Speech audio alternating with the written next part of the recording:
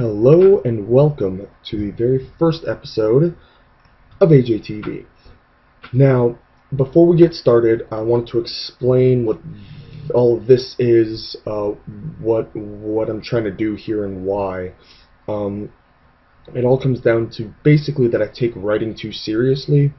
I find myself incapable of sort of spitting out information and publishing that.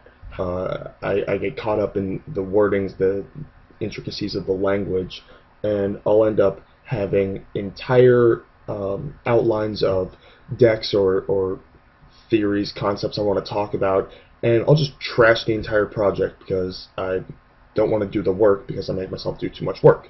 I was looking for a format where I could just kind of talk to the readership in a more casual way, more comfortable setting. I'd like to think of it as like a high school teacher, maybe a professor who like understands that his students aren't children. You know what I mean? If you don't, hopefully you'll see. But at the same time, I also would watch a lot of the GG's Live, the SCG Live videos, the coverage of my own matches to watch myself play, see where I was making mistakes, improve my own game, and I would find myself disagreeing with the commentators, or rather having the commentators disagree with me, or misunderstand my plays or what have you. And so I was like, man, it would be awesome if I could commentate on my own matches, which this lets me do. The way this came about was actually I've been watching a lot of Starcraft 2 coverage, which is weird because I don't actually play, I just watch the coverage. And there's this dude called Day 9, and he has his own show, much like this, and I was pretty excited by the concept of it for its applications for Magic, and thus here we are. I don't really want to make them all super long, but I feel like today's is going to be longer than I want it to, because on my little note sheet here I've a lot of things I want to talk about. So enough introductions. Let's get right into it. As I see, my hair is still a little damp from the shower I took. We got Hank the Penguin back here. He's kind of like my co-host. Oh, and my Star City shirt is a little off center there. It's good. It's good to have lots of small imperfections on the very first episode. But yeah, what I want to talk about first is having a game plan, right? The context that I'm going to put it in it is playing against the card Standstill in Legacy. I think that Standstill is one of the cards that people play poorly against the most in just about any format, and I wanted to talk about what you should do and why you should do it. But even more than that, at a kind of higher level theory or strategy, if you will, I want to talk about when faced with a situation, creating a game plan, not just making the play that you want to make, but figuring out how that affects the way the rest of the game plays out, deciding what is really going to end up mattering and how you're going to be able to end up winning the game if possible. So first things first, I want to give an example here of a match between Edgar Flores on your left, playing Team America, and Drew Levin on your right, playing basically mono blue, blue white Standstill, or Landstill rather. And this first game, it's pretty short, but it's a good example of one situation that comes up pretty often against Standstill. So Edgar here mulligans on the play, and we'll see that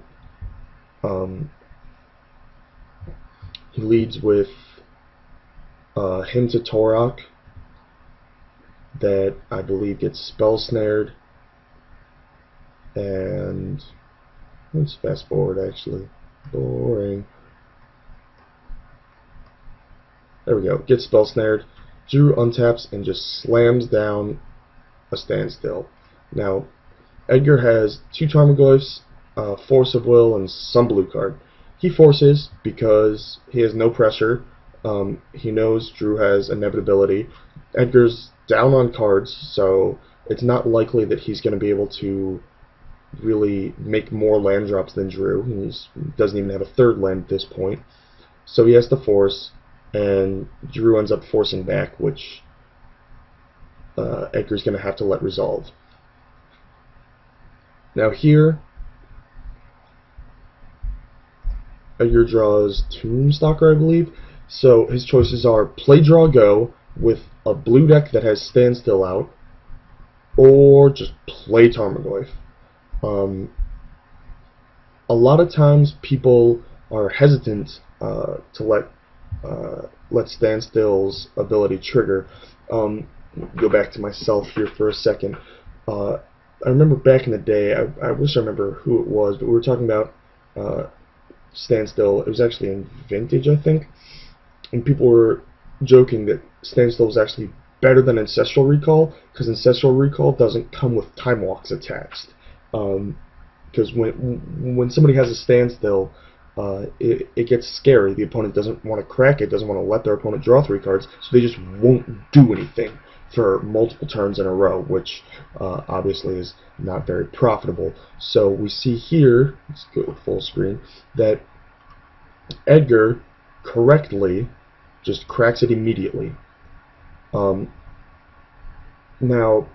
the reason you want to do it immediately is because if you wait, then the blue deck gets to untap and gets to just counter whatever you play for free. Like they get the extra cards and they counter it. Now here, if Drew has to counter this Tarmogoyf, which he does, because he doesn't have Swords to Plowshares, then he's going to have to use a Force of Will, which mitigates a little of the advantage that Standstill gives Drew. You know, he got to draw 3 cards, but he had to use 2 to deal with your Tarmogoyf. So that's I mean, Drew wastes and Edgar doesn't have any lands, and he ends up winning. So the rest of that's not that important. But I just want to talk about cracking it immediately is often correct. If you can't go long against a landstill deck, then you're better off just throwing threats at them and hoping that it sticks. Like, if Drew didn't have a second Force of Will, that Tarmogoyf lands, Drew has to use a lot of resources to answer the Tarmogoyf, and maybe Edgar gets to claw his way back into the game. Probably not, but, you know, maybe. Sorry about that, a little flashing about. Here I want to talk about, let's see, yes, this match from GP Columbus. This is Brad Nelson on your left playing a rock deck, and Tomohiro Saito on your right playing Merfolk with Standstills. Now, what we're going to see happen if this decides to play, there we go, what we're going to see happen is that Saito's going to play an early Standstill against a rock deck with no counter magic, no real way to fight it.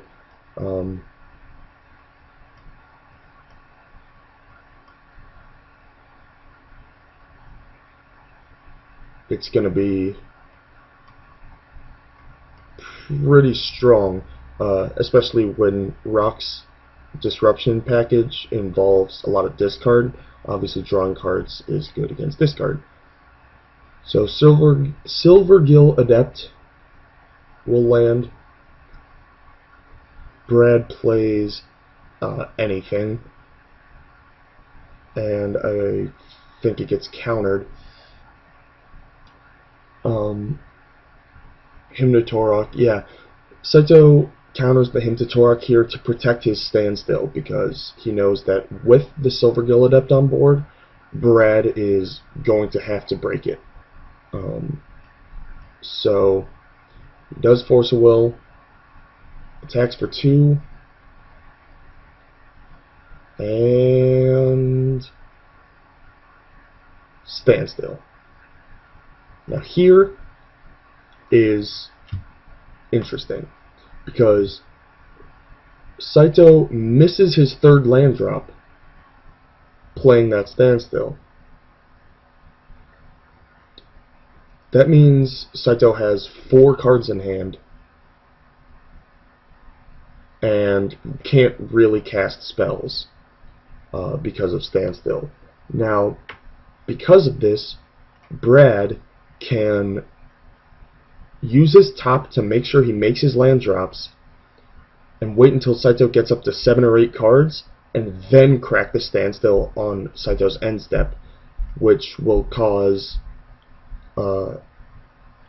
him to discard back down to 7 cards, and both players will have 7 cards, and the Standstill will not have done that much. Brad can take a few hits from the Silver Gill Adept to really sculpt his hand and his board. So we're going to see for a while here that Brad actually correctly plays Draw Go, making his land drops. Let's fast forward here about 40, 30. There we go. Now, as you can see, Brad's down to 5. Saito, I believe, is at 7 cards. Maybe he even just discarded. Yeah, he discarded. He went up to 8 cards and discarded the Aether Vial.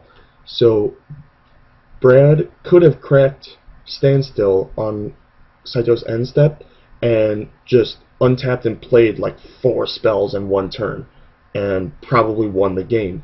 But as we'll see, Brad has never really played against Standstill. Brad, a fairly new player, not to take anything away from him, obviously he's amazing, but he hasn't played a lot of Legacy, doesn't know how to play against Standstill at this point. I'm sure he's learned since then, but what ends up happening is he cracks it at the wrong time. He cracks it at sorcery speed, which allows Saito to get the full value of out of all of his cards, and Standstill becomes, once again, not only Ancestral Recall, but about 7 or 8 Time Walks as well,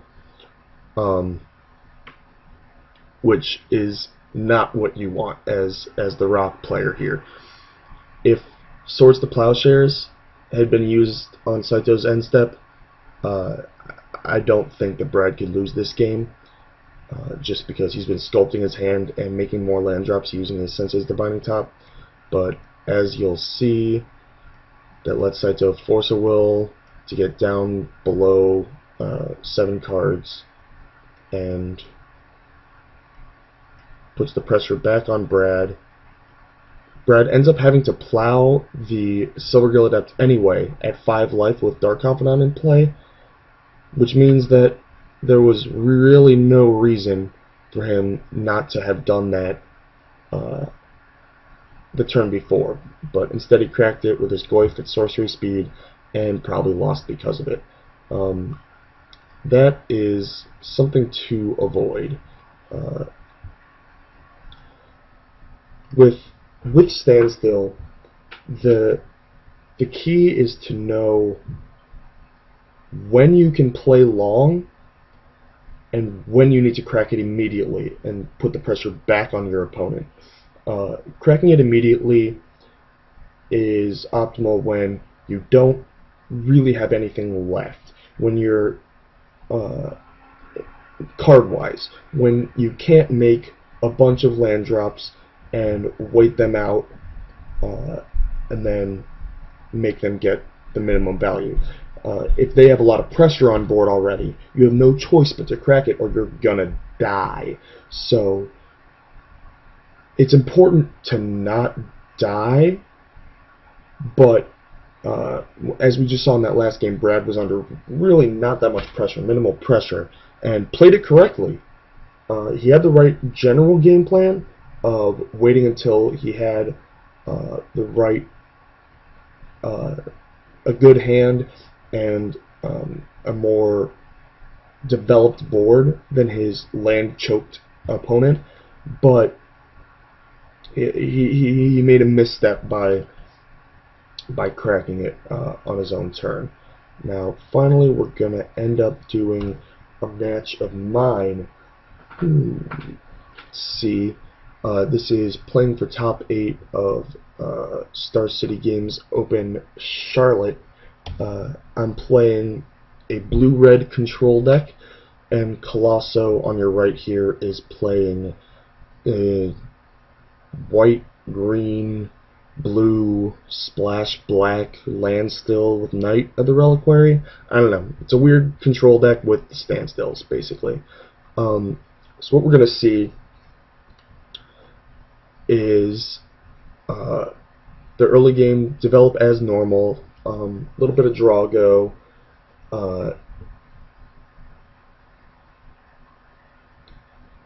Top, not exactly a card I wanted to see. Now that Misstep exists, it's far less scary. But this tournament, this is actually the last Legacy tournament, major Legacy tournament before Misstep came out. So Top's still quite potent. Here he's going to top on his upkeep, which to me signals that he wants to make sure he makes his land drops. And he ends up putting 2 cards in front of his hand and flipping them around and then playing that. Now, I want to pause here because later on, go back to myself, hi. Later on, the commentators were correct in saying that I had a read on Colosso being landlight. And if you look carefully, that's where my read came from, was his top timing and his and tracking the cards in his hand. But that's a lot of like irrelevant stuff. Like that's a lot of super high level stuff where you're trying to take all these advantages instead of just like playing tight technically. And I wanted to make sure that everybody realized that even if I didn't get that extra information from him, I would have played the same. I think that my plays were technically correct for the early game. It wasn't purely, going off of some crazy read where he gave me this tell and I just knew. No. I just know how to play against Standstill and did so. The fact that I knew he was landlight is incidental. Here, I play my fetch land and pass. Top's end step. Finds a Standstill, which is now going to cast.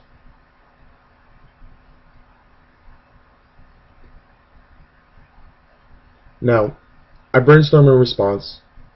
There's no real reason not to.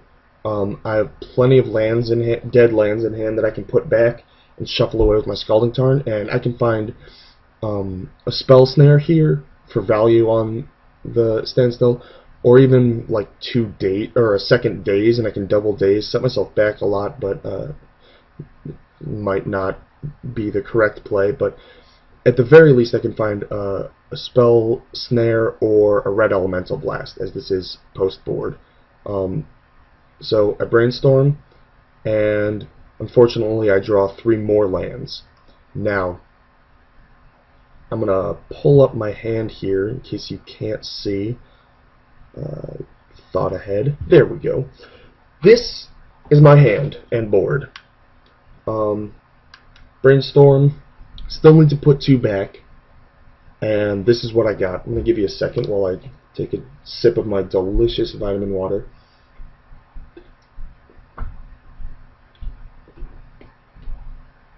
Now, at this point, a lot of people say, of course, you put back 2 volcanic islands, shuffle them away. And some say brainstorm again, some say force a will. Force a will, there's a lot of discussion on what you pitch at this point. I do none of that. Actually, I was explaining this situation to some people in Orlando this past weekend, or 2 weekends ago rather. And as soon as I said that I brainstormed into more lands, Zach Efland, really awesome guy from Florida, if you don't know him, you're missing out, immediately said, "Oh, so you just didn't shuffle and let Standstill resolve." Genius. Like, the fact that he knew that my opponent has to crack his own Standstill or get end stepped at this point. I have a million lands in my hand. Look at this hand. A million lands. I'm never going to miss a land drop. So what happens? My opponent tries to play draw go. I'm going to make more land drops than him. Even though he has a top in play, even if I didn't know he doesn't have another land, he's going to miss land drops more than me. Like, 6 lands is a lot. And that means that his hand is going to swell up to 7 or 8 cards, and then I already have the brainstorm to blow up his Standstill on his end step. And then I have him out-mana'd, and we're both at 7 cards. That is the spot I want to be in. Now, an important thing to note here, these 2 wastelands. Now, the fact that I have both these wastelands really makes it that much more obvious that I just let Standstill resolve here. The only way that Standstill is scary here is if he was slow rolling a Mistress Factory. He plays a Factory, and then I'm under pressure, and I end up having to crack his Standstill preemptively. Or not preemptively, but before I want to. But these 2 Standstills, zoom. These 2 Standstills let me, or I'm sorry, these 2 Wastelands let me ensure that I don't die to the point, until the point where he has to do his, before he has to go up to 7 cards. Now, minimize. Okay, so everybody here is talking about what should I brainstorm again? Which blue card should I pitch to the Force of Will? Meanwhile, I'm super happy. I'm super comfortable. I'm fine playing a long game in this spot against Colosso and his land light deck, or draw rather. So as you'll see, I let it resolve and do not crack the fetch. I want all of these lands. 6 lands may seem like a lot, but every single land is another turn or another card in the opponent's hand that will get him up to 7. And sure enough, he doesn't have another land.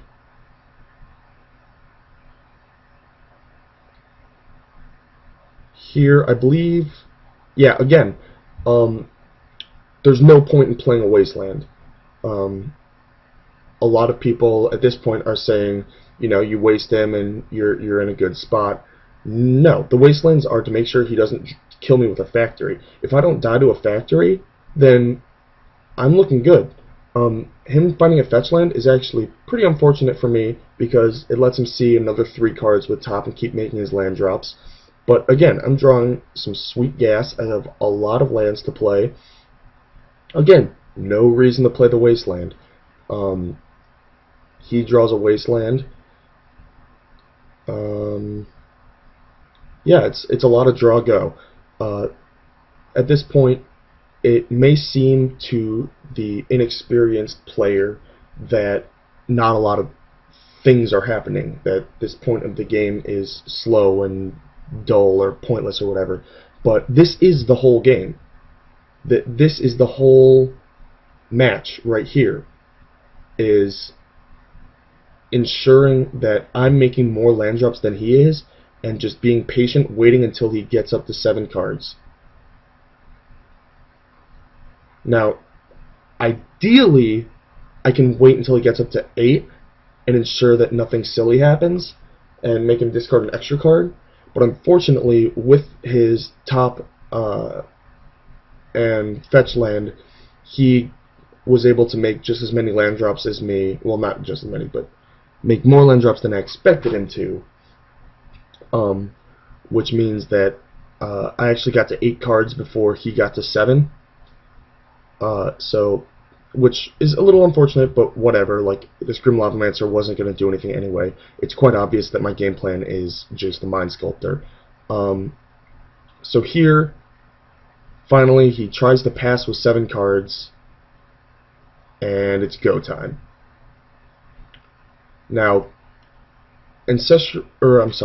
Brainstorm turning Standstill from Ancestral into like Sift 3 is pretty awesome. Like, he can't Force of Will this Brainstorm, which if you crack the Standstill on their end step with a card that is worth a Force of Will, then they go up to 10 cards, Force of Will pitching a card down to 8 cards, and then they only had to discard 1 card. You turned Standstill into Compulsive Research instead of Ancestral, which, whatever, they're more than happy with that. But if you do it with a card, an innocent card like Brainstorm, or like in that last game with the Swords to Plowshares on a 2/1, you really think Saito wants to Force of Will that? You are really minimizing the damage that the Standstill is doing. So sure, here he cracks, wants to get rid of these top 3 cards before drawing 3. Gets the green.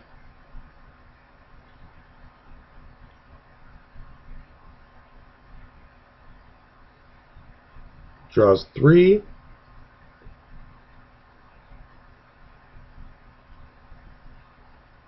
And has to let Brainstorm resolve.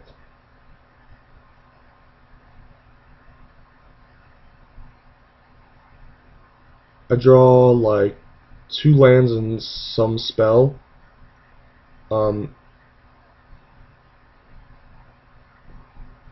Oh, a Pithing Needle.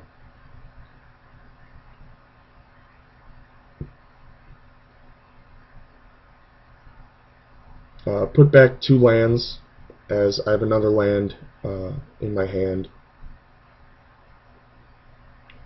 And I let him discard.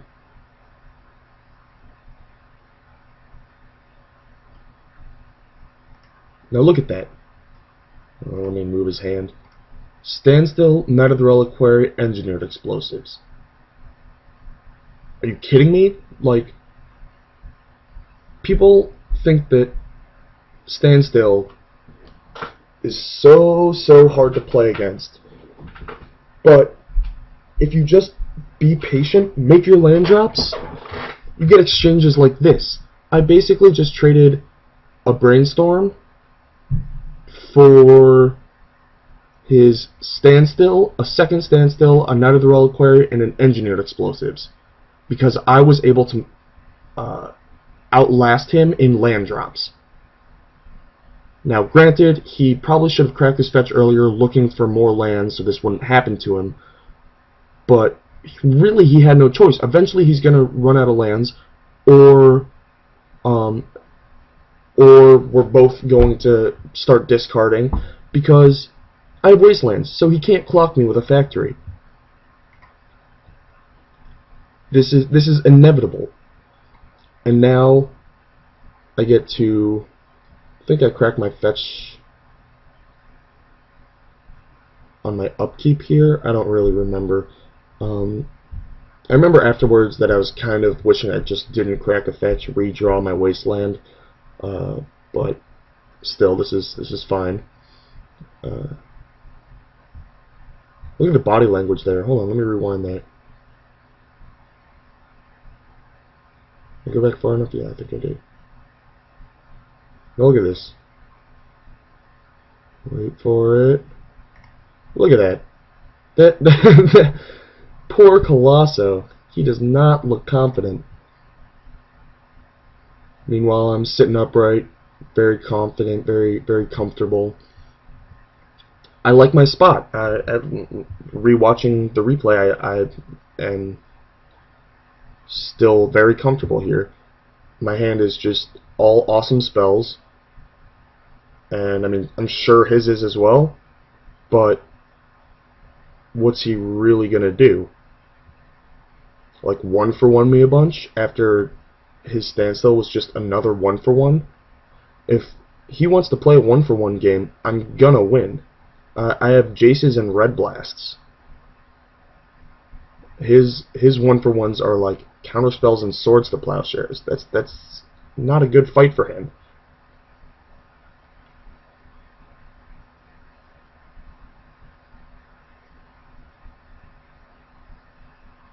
Here, I just run Jace out there. Again, what's he gonna do? Counterspell gets spell snare. And again, it's all 1-for-1s here.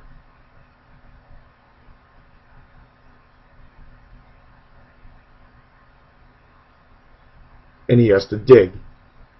Now, the reason that I just go for it right away against him is because he does have this top. And he did get, he got to sift 3 cards with his standstill. I don't want the game to go on much longer, or he's going to find a way out. But by just immediately putting pressure on him, I can force him into doing things that are not profitable for him, like Force of Willing here. Now again, Jace, he has to counter it, or he loses. 1-for-1, 1-for-1, and then bam, he's down 2 cards. And then look, simple 1-for-1. My hand at this point is like Jace, Brainstorm, Force of Will, Spell. I think Pithing Needle. Even if he came back with another Force, or if he had a 3rd counterspell or whatever it is for him, he's just going to lose to the next Jace. Like, I still have Force blue card and Jace. And 1 Brainstorm is really all it takes at this point.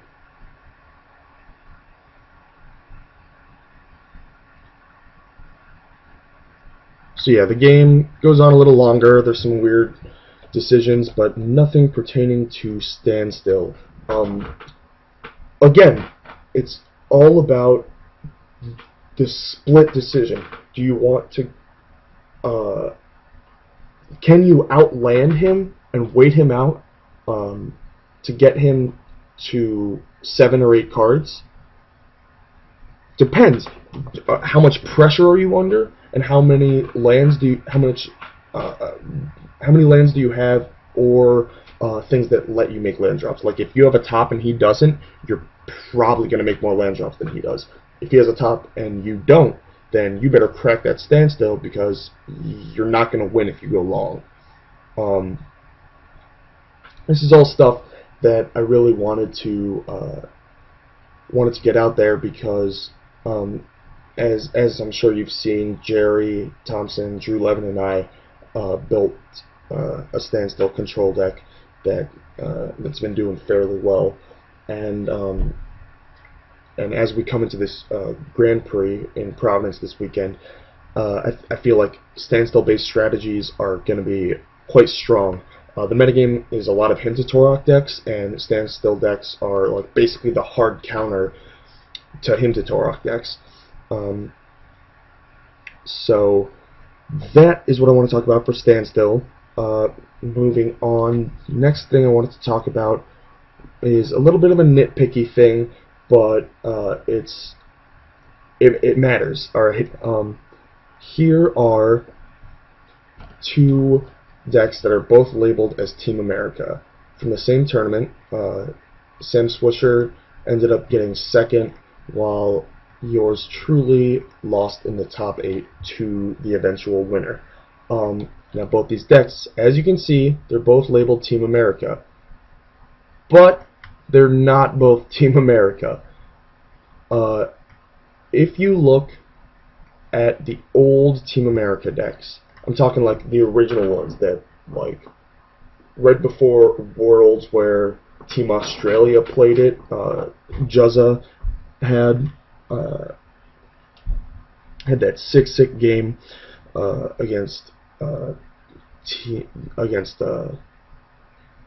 who was playing Legacy for America? Don't remember, but I remember America ended up winning. Was MJ playing? Anyway, it's I'm talking the original Team America decks, right? They look far, far, far closer to this deck than to this deck. I believe that the original Team America decks even had like Sinkhole. That's how tempo oriented they were. And that's the key phrase, tempo oriented. Team America is a tempo oriented deck, while what this deck is, which I would call Bug or Blue Black Green Control, is far more controlling. The core of the deck with, Force Brainstorm, Hymn to Torok is the same. But if you look at the unique cards, you see the differences that I'm talking about in the mindset that the decks are approaching. Dark Confidant versus Tombstalker. Alright? Tombstalker kills your opponent. Dark Confidant pulls you ahead. Tombstalker is a tempo-oriented card. It closes games out quickly when you get a tempo advantage. Dark Confidant, when you're up cards, you're able to protect it, you're able to resolve it, you're able to defend it, and it pulls you further ahead. Alright? Spell Pierce and Daze. Where's Daze? Spell Pierce and Daze. Alright? Those are tempo cards. They're a way to capitalize on an advantage that you're giving yourself. Okay? That's important. It's not like you can stick. People think that Tombstalker and Dark Confidant are interchangeable. If you stuck Tombstalker in this deck instead of Dark Confidant, it would be awful. If you stuck Dark Confidant instead of Tombstalker in this deck, it would be awful. That's not the way Magic works. Cards aren't just interchangeable. It's about your core strategy, your entire strategy. Ponder to help you curve out rather than hard card advantage cards like the Extra Jace, the Pernicious Deeds. Pernicious Deeds are a control card, alright? Now, if you're doing something like snuffing out instead of smothering, you have to have a reason. Again, if Dark Confidant were Tombstalkers in here, or I'm sorry, if these Tombstalkers were Dark Confidants in this deck, you could not play Snuff Out. You flip a 4 and then have to pay 4 life to cast it, your Dark Confidants would be horrible. But if you have a Tombstalker, then you get to save the mana, play your Tombstalker a turn earlier, because you got to Snuff Out for free. That's a tempo card. That's a tempo-based strategy. A lot of people are trying to play things like Dark Confidant, or Pernicious Deed, or Extra Jaces in their decks that have Dazes, that have Spell Pierces, that have Stifles. Stifle is a tempo card. The reason that you can Stifle is because you have Wastelands and Dazes. Alright? Those are optimal. My phone is ringing in the background. Those are cards that work well together. That is a core disruption package. Okay, you can't cut Dazes but leave Stifles. You can't. Man, my phone never rings ever, ever, ever. Maybe once a week. Of course, it goes off while I'm recording, but I'm not going to edit it out. I'm going to keep the imperfections, because that is what it's all about. All right, it's all about being real. This is real talk. This isn't some sort of glammed up, glitzy show. We're gritty. We're getting down to the strategy. Let's find that link Okay. Alright, so as you can see, the package that Swisher has here is more oriented for Stifle. However, he does not have Stifles. That's fine. You don't need Stifles to play a strategy where Stifle would be good. However, if Swisher were playing, say, say more Jaces, more discard like Thoughtseizes and Inquisitions, instead of Spell Pierces and Dazes, that would not be okay. Then you need to start looking at, why am I playing Ponder? Why am I playing Tombstalker? If I'm playing this one-for-one kind of control deck, you need ways to pull ahead. And if you go long with Daze, it's going to become dead, and dead cards are not good. I think in general, it used to be that a tempo package was stronger. I think that, let's come back to my beautiful face, I think that having a game plan that develops in a way where you punish your opponent for any mistakes he makes in the early game, including mulligan decisions or even deck choice, like if they, or card choices. If they built their mana base wrong, which happens all the time, if they fetched the wrong land, if they didn't correct their fetch on their turn, like Stifle and Wasteland are awesome together, right? Not only because they both kill lands, and so you can have them not have any lands, but because if you have Stifle and Wasteland in your deck, are they going to crack their fetch on one to prevent you from being able to stifle it, or are they going to wait so that they can get a duel without it getting wasted? That's putting your opponent to the test, right? It's kind of pick your poison. They're going to be at a disadvantage no matter which they do, because if they fetch early, they're going to have to get a basic, if they even have a basic in their deck, and that's going to make it so they can't cast their spells later. I think that package is really strong. I like what that does. The problem is mental misstep. Alright, let that soak in for a second. Mental misstep changes the format drastically in multiple different ways. Besides that, 1-drops are worse. Yeah, like people playing Zoo. Zoo was already unplayable. Now it's even worse because Nacatl was like, the turn 1 Nacatl resolving is like the only way that you were able to really pull an advantage out, which then you would try and capitalize with the follow-up. But that's less likely to happen. Okay, 1-drops are worse. Goblins is a worse deck in this metagame than it was in the previous metagame. And mental misstep is why. Okay? Excuse me, there's basic stuff like that, right? But I want to go a little higher level, a little more in-depth strategy with mental misstep, is that your disruption package has to be able to properly incorporate mental misstep. Mental misstep is too good not to play, right? You wouldn't play a blue deck without brainstorm. If you do, you're giving up percentage points left and right. Like, that's just an incorrect decision. But if you're playing,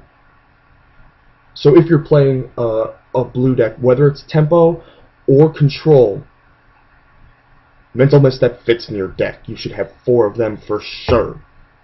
Alright? A bunch of people were playing like 3, maybe 1 on the board, or they like didn't have any because they were playing outdated lists. No, you need 4 in your deck, okay? Everybody plays 1-drops. All the 1-drops are awesome. You need 4 mental missteps. Other people are going to have mental missteps for your 1-drops, so you need mental missteps, okay? Now, incorporating that into your disruption package is much harder than it seems. If you're trying to play Stifle, Daze, Waste, Spell Pierce, like your tempo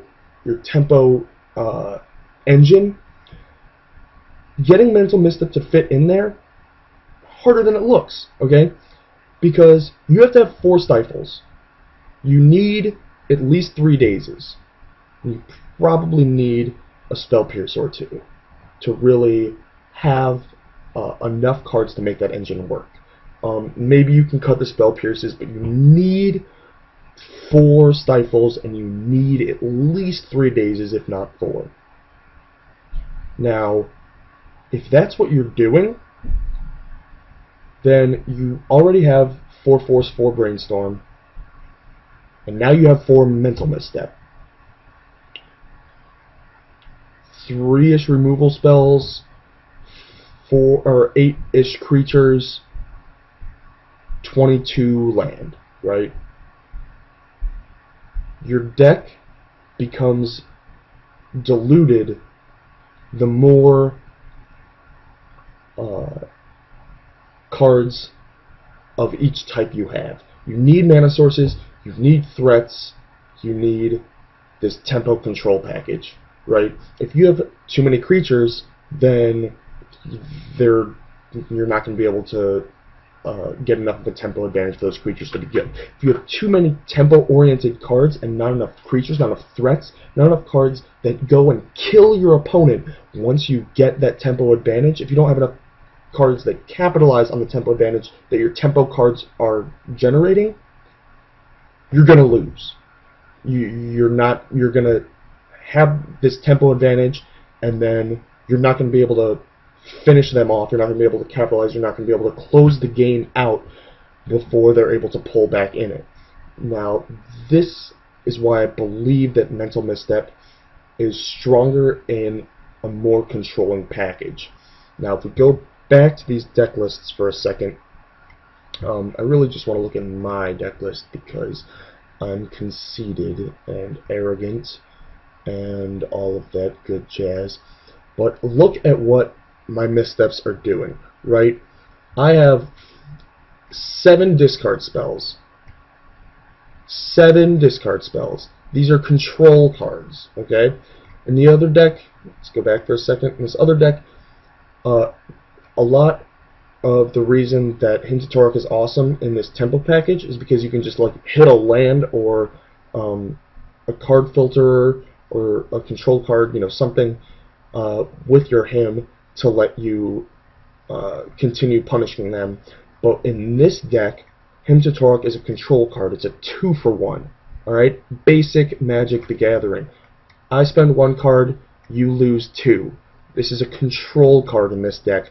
It's the same card, it's the same Magic card, but it plays a different role. Alright? Now back to mental misstep. We're talking 7 discard spells. That's a lot.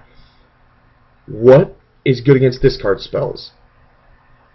Brainstorm, right? Brainstorm in response to an Inquisition is annoying, to say the least. Because you know you're not getting what you want. You know you're not getting the card that lets their strategy beat your strategy. And that's the point of the targeted discard. If you hymn them and they brainstorm, you're not going to get their best spell. You're not going to get their next turn's play. That's just the way, this has been the way in Legacy, right?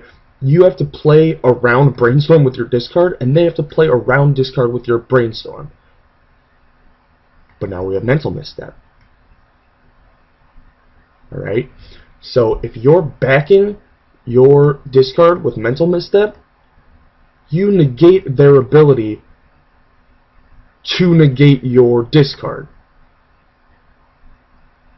Yes, mental misstep always gets brainstorm, but most of the time, or I shouldn't say most of the time, countering brainstorm is situational, right? If they have a bunch of cards that, if they have like 6 cards in hand, a bunch of them probably stink, they already have like 5 lands in place, so they probably have a bunch of lands to put back, and they show you a shuffle effect, yeah, of course you're going to mental misstep their brainstorm.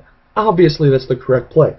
But if it's like turn 3, and they brainstorm without a shuffle effect, and they have like 3 cards in hand, all of which are spells, or like, you know, they have 2 spells and 2 lands, and only 2 lands in play, so they want all of their lands. Why would you misstep there? they're probably brainstorming incorrectly. Let them brainstorm incorrectly. But by putting yourself in a situation where you force them to play their brainstorms defensively, then you can really kick them hard by misstepping their brainstorm in response to your discard, capitalizing, blah blah blah. Now, the other awesome thing about misstep is this guy right here, Dark Confidant Bob Maher himself. Greatness at any cost whatsoever. If this guy was a Tombstalker, you play a Tombstalker, right? And they plow it, and you misstep. Then, hooray, you have a 5/5. But they can still just do whatever. They can have their own creature, and you'll race, or they'll block, whatever. Things happen. It's a 5/5. Nobody cares about your stupid 5/5. Dark Confidant, this guy lives one turn, and your win percentage is going to be like 90%. Just because of the value he gives you. The fact that you can stop them from countering it, or I'm sorry, from killing it on turn 2 is incredible. Right? By the time you cast Tombstalker, they could have more removal spells. They could have like guys with equipment. They could have their own Tombstalker. They could have things like Vindicate. Right? Vindicate your Tombstalker. That's not good. That's not what you want. But if you play a turn 2 Dark Confidant, really all they're going to be able to do is plow it. And you have mental missteps. Now, 7 discard spells, 4 Dark Confidants. 11 cards to capitalize on misstep. Now, you don't need 11 cards to capitalize misstep. Misstep is good enough on its own. Don't get me wrong, I'm not saying you need to play Dark Confidants to play missteps. No matter what your deck is doing, misstep is going to have value. However, playing a deck that that takes advantage of misstep more than other strategies is going to be a deck worth looking at for this Grand Prix. I think that misstep coming in is one of the most important cards in the format, and I think having your missteps be better than everybody else's, that's a good place to be, I think. Even if you look at the sideboard, it used to be that you needed like multiple Pithing Needles for Lawan. Sure, I have Revokers, but you need multiple Pithing Needles with your Lawan in order to lock Merfolk out of the game because they have Aether Vial. So you need Pithing Needle, Aether Vial, and Lawan them. If you look back at all my let's go back to my face. If you go back to my Natural Order Bant decks and my Natural Order Show and Tell decks, if you look at the sideboard, almost all of them have like 3 Needle and 2 to 3 Lawan.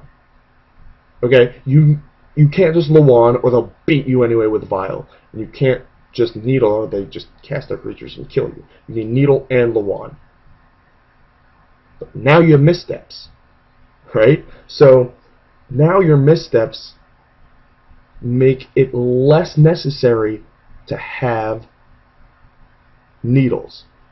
Again, I usually had 3 Needles, now I only have 2 Revokers, and I'm probably cutting them. Like, Revokers were not that good. I have missteps and deeds. I have ways to kill Vial, which let Lawan be awesome. If you didn't have missteps, and in a world before missteps, you needed straight up answers to Vial. Specific narrow cards like Pithing Needle for Aether Vial. That's no longer the case. And I like that. I like that. I think that just about wraps up everything I wanted to talk about. We're just under an hour. That's good. That's a good length. Maybe I'd try and go about 45 minutes normally, but we have to do all those introductions. It's the first time, you know, as you can see, my bed over there, it's mirrored. My bed, you know, that's where I sleep. It's good. It's good to get that on camera. But yeah, I think a couple of closing notes about the Grand Prix. Yes, I'll be there. I'm probably playing bug variants. I think that Pernicious Deed is really, really good in an open field as a card that beats tier 2 and below strategies. Right? If everybody's playing bug and standstill, Deed's not that good. But at a Grand Prix, it's like a million people. There's going to be people with all sorts of elves and goblins decks and enchantress. Affinity is going to be really popular. Yeah, there's a lot of almost all of the decks that narrow decks lose to, like specifically metagamed decks lose to, can be killed by one Pernicious Deed. Right? Like if you have a deck that beats the top 3 decks in the format, but lose to everything else, almost everything else loses to a Deed. So just put Deeds in your deck that beats the top 3 decks, and you should be fine. I think the Standstill deck is really good. I wanted to talk about an Enlightened Tutor package. One of the early versions of the deck I was working on with Jerry. I had like 1 Shackles, 1 Crucible, 1 Top, 1 Enlightened Tutor, and then in the sideboard a second, maybe even third Enlightened Tutor, and a bunch of silver bullets that are just 1 for 60s. What I mean by 1 for 60s are 1 card wins, basically. Energy Flux against Affinity, Aethersworn Canonist against Combo, I'm blanking on some other ones, but you know what I mean. Like cards that that are narrow and very, very high impact. Ensnaring Bridge for Merfolk is another good example. Ensnaring Bridge for Natural Order decks, what have you. Those types of cards with Enlightened Tutor lets you really save on sideboard space while being able to beat decks that normally you would just kind of crumble to. I think you should look into that if you're playing the Standstill deck. What else? Merfolk is obviously good, but not really. Like if somebody wants to beat Merfolk, they're going to beat Merfolk. It's also surprisingly hard to play. A lot of people come to Legacy and they're like, oh well, you know, Merfolk's straightforward attack deck.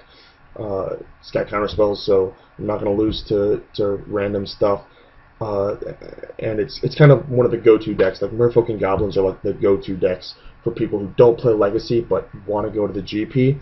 I would highly, highly, highly recommend testing with Merfolk if that's what you're going to do. Watch a bunch of Alex Bertoncini's games because it's surprising how bad some Merfolk players are. I tell Alex this, what I think sets him apart from most Merfolk players is he plays unbelievably aggressively. Unbelievably aggressively, right? You have blue cards, and controlling aspects to your deck, like counters and wastelands, and it feels like you can sort of play control sometimes. No. You're a beatdown deck, alright? You're a tempo-oriented strategy, and you need to play as such if you want to compete. For people who don't really know the format that well, if you want to play one of the white deck, all the Stoneforge Mystic decks are fairly popular, fairly powerful. And one more little shameless plug, I would highly recommend going back and reading my own article on StarCityGames.com entitled Pondering Brainstorm. It's all about how to play Brainstorm properly, and I think it has a lot of useful information for people who are new to Legacy or just want to polish up their Legacy game. Please go to StarCityGames.com, check out the forums of this video article thing. Let me know what you think of the new format, and in a couple episodes we're going to do maybe an FAQ or what's it called, writer's mailbag type of thing. So I look forward to that, and I'll see you at the Grand Prix, and I will see you next week.